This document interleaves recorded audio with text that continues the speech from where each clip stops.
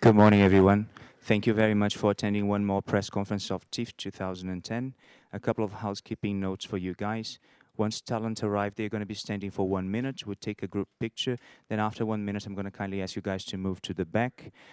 Please remember that no flashes are allowed during the press conferences. If your camera has a silent mode, please put in there. Please switch your mobiles off.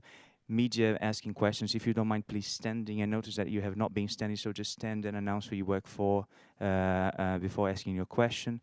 Please remember to leave some space for the volunteers. Always remembering that the press conferences are being broadcast live at bell.ca/movie lover, and is also available on your smartphone, only on the Bell network. I would very much like to welcome on stage the director and the actors of the film Dhobi Ghat, Mumbai Diaries, and moderator Henri Béat.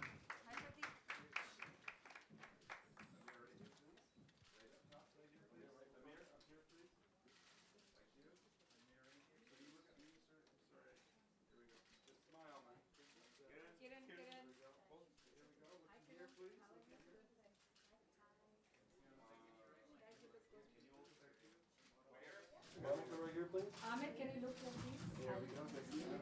Very excited.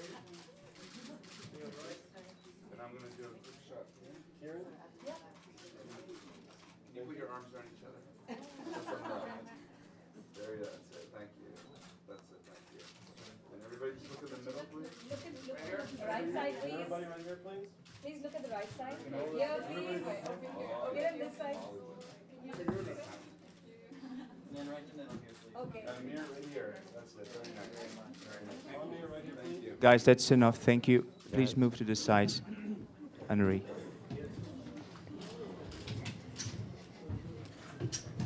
How do you pronounce the title? Dhobi Ghat? Yeah. Ghat.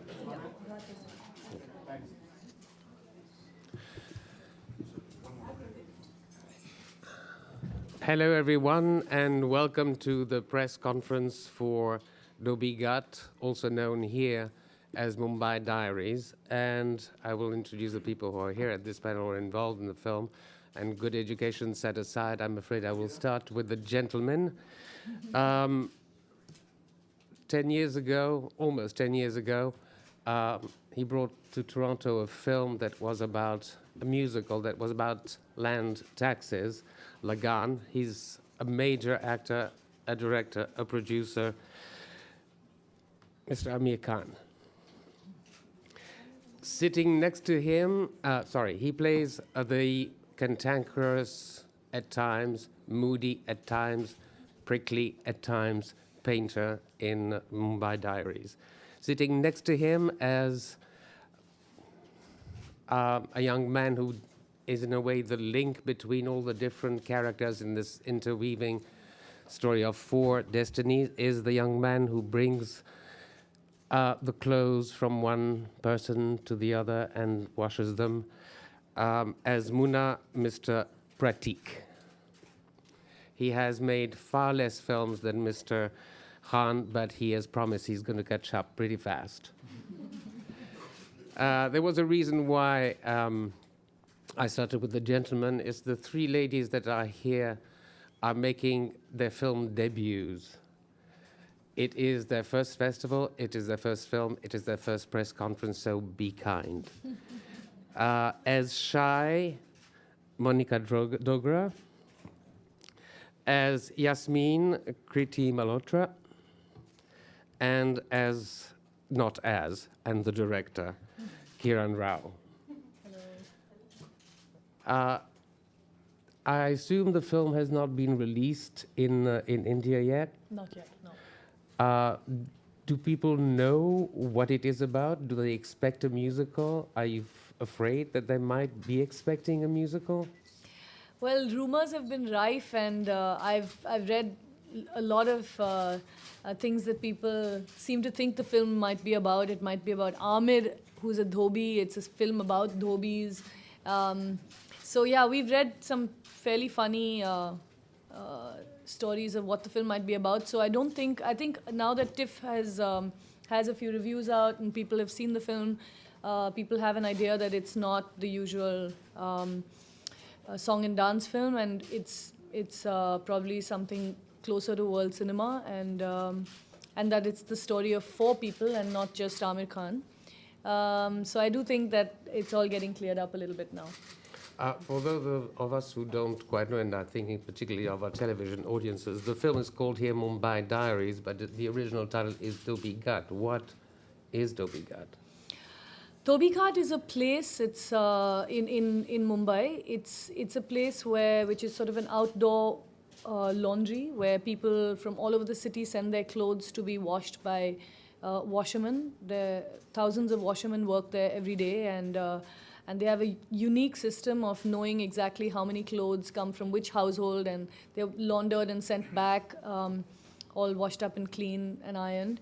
So it's quite a fascinating place, and it's a very old place. It's 200 or 300 years old, and for me the title was not so much because it was one of the characters is a Dhobi in the film, but it's also a sort of a metaphor for the city where everyone is welcome, where all kinds of people come, and the city kind of levels them out. So Dhobi Ghat is as much a sort of reference to Mumbai as it is to the place that is so famous. Any question from the audience? Gentleman, and then the lady. A question for Kiran Rao. In the production note, you write that one of the ideas you wanted to explore was the theme in many Indian movies, love conquers all. Was that the first thing in your mind when you started writing the screenplay? Yes, one of the ideas I started off with was to explore the idea of class in Indian society. And Bombay being one of the most cosmopolitan cities in the country, it is a place where people come to forge new identities, to leave behind a past, to look to a new future. And in that, you know, for many years, commercial Indian cinema has peddled the idea that it's, you know, love is possible between caste and class, and love conquers everything. And really the idea was to see whether, you know, if put to the test, how far can 2 people between 2 completely disparate classes go with a relationship, and you know, whether that idea is just as easy as it seems. So that was one of the ideas, to really look at the class aspect in the city. The lady over there, and then the lady here. Hi, Kiran. Hi. Being an outsider, how was it to explore the Allow me city? to interrupt you for a second. Yeah. You guys here, you don't have to sit down, to sit so silently. If you want to jump in and contradict her, don't hesitate. Yeah. How Please was do. because Mumbai has come very beautifully in the film. So how was it to explore? Did you have a third eye being an outsider, or was it? Well, the city was the inspiration for the film, and really I almost wrote the film trying to portrait the city in as many ways as possible. So it wasn't going to be just a straight line narrative, but I wanted to actually make it a collage of different people's perspective and experience of the city. So certainly a lot of my experiences as someone who came to the city 15 odd years ago and has been living there, working there, and I now consider it my home, have found their way into the film. And as much I wanted to explore the city through the different worlds, the different Mumbais that live within the city. You know, there's each of us knows a different city almost. So that was the idea, and yes, I did use a lot of my own personal. For instance, Arun's story was, I drew a lot from my own experiences as a tenant who had to move house many times. So yes. Question here, the lady, and then you. Yes, the lady. No, the lady in orange. There you go. Then the gentleman. Hi, good morning. My name is Usha. I'm here from the Weekender Media. This question is for Amir Khan. I wanted to know, what was your experience being directed by your wife? Felt like I was at home. No, it was wonderful. I think Kiran is a very talented director, and I feel so proud to see that she's written such a wonderful script, and the way she worked on the film as a director, and how she was completely in control of what she was doing and the material, and how she, how all of us, the cast and crew, really looked up to her as a leader that we trusted and loved. Yeah. Hi, my name is Asim Chabra. Question for Kiran, actually, a related question. As a first-time director, you worked with 3 new actors. How did you work with them as compared to working with a very established actor who's been directed by a number of directors? He's actually directed himself also.